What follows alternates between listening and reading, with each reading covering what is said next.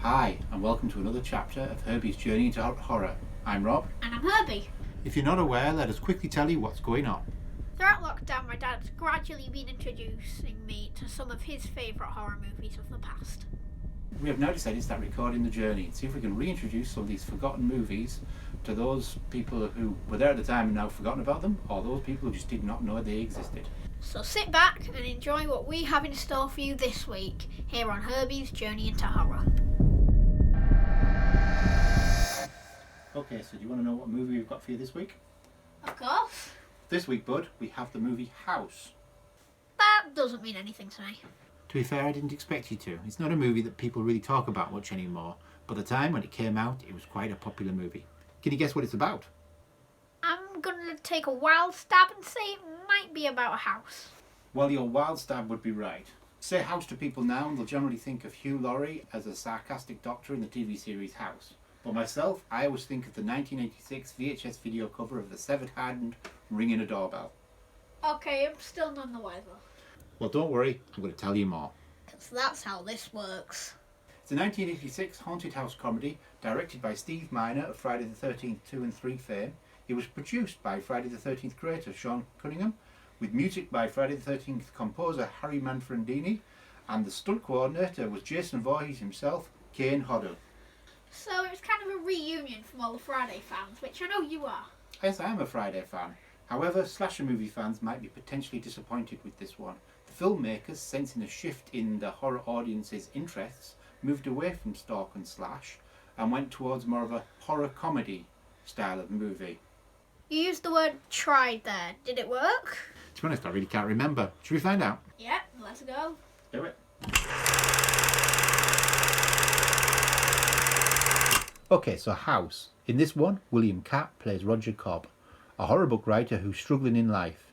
His son is dead, his wife has left him, and he just can't seem to get any interest in his new book idea about his experiences in the Vietnam War. The war? Yeah, that's right. Oh, great. Things are about to change for him as he moves into his recently deceased aunt's house, with hopes of getting his book finished. I think I'm going to stay a while. Do some work. Now, before she died, his dodgy old aunt was convinced there was something wrong with the house. You know, she thought this house was haunted. Get out of here. A feeling that was not shared by anyone else. Touchy. But the house eventually gets its own way and is responsible for her demise. This is the trigger that brings Roger back into the house, It's all right, I know my way around. I grew up here. hoping to use it as a writing space to finish the Vietnam book. Well, this is exactly what the house wants. Going to trick you too, Roger. This house knows everything about you. And as soon as Roger arrives, the house starts to play with him, stirring up memories of his dead son, his ex-wife, and his Vietnam experiences. In all these memories, a battle of gags ensues for the rest of the film between Roger and whatever past trauma the house can throw at him. Really, story-wise, that's about as much as this movie has. The rest of it is Roger trying to make sense of the growing strange visions. Does this look like imagination? Avoid his chatty neighbour, played by George Wendt of Cheers fame, I'm your biggest fan. Is that right? Yes, absolutely. convince his wife he's not losing it, I was worried about you, Roger. and catch the strange creature that's in the upstairs closet. Oh yeah, I forgot to mention, there are creatures in this one. Here we go.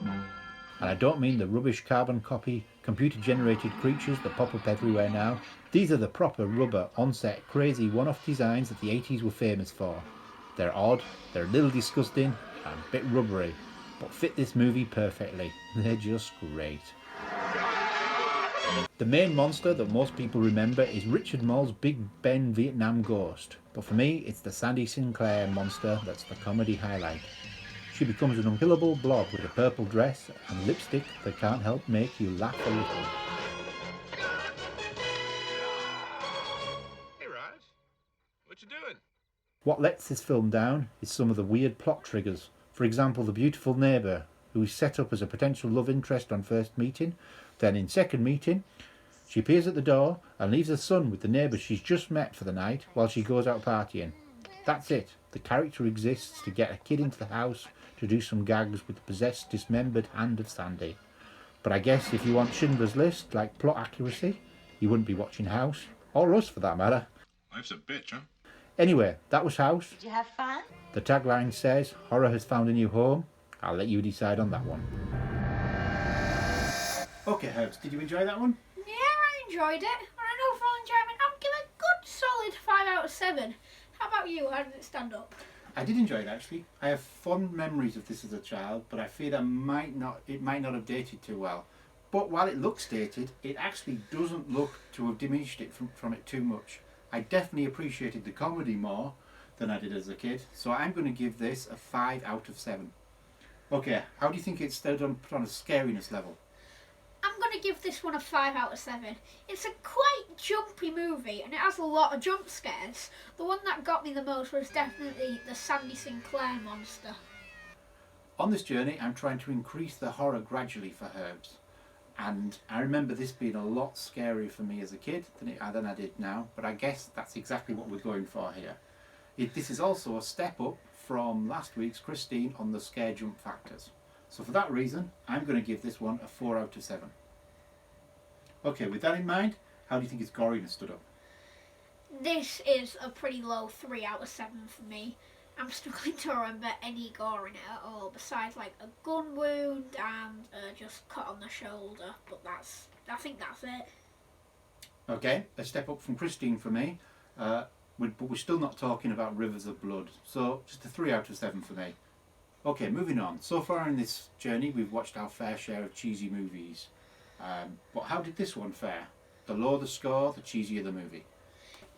It's a 4 out of 7 for me. It's a bit cheesy with some of the creature designs, but in a different sort of way.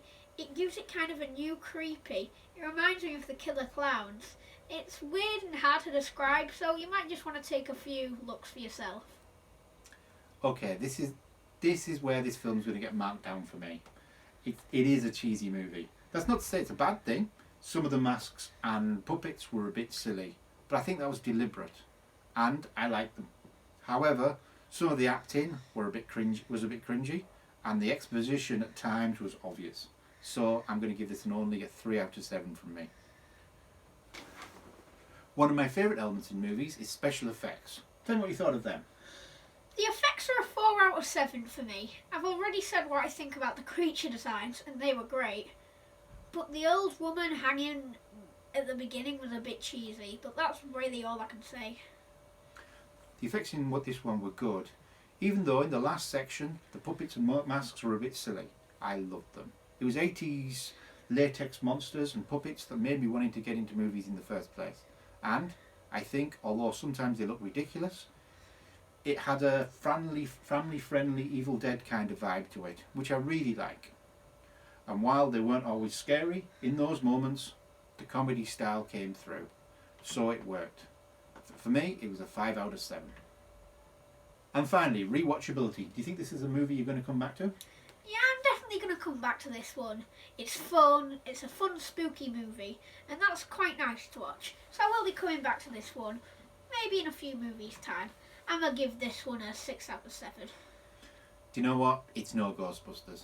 And it's never going to be a regular go-to movie for me. But I can see myself watching it again. It's a nice, easy, fun movie that if it was on, I would happily sit and watch if the mood takes me. So it's a 5 out of 7 for me. That being said, how did it stand up? My total score was 27 out of 42. How did it do for you?